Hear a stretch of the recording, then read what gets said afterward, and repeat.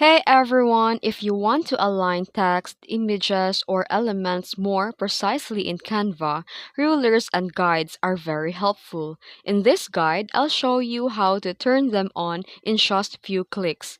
Let's get started. First, log into Canva and open any design you are working on. Then here in the top of toolbar, click File. Then here scroll down and select the settings. And here you'll see the enable rulers and guides. Then here you can enable it on. Click and drag the ruler area onto the design to create a guideline. You can move these guides anywhere to help align elements.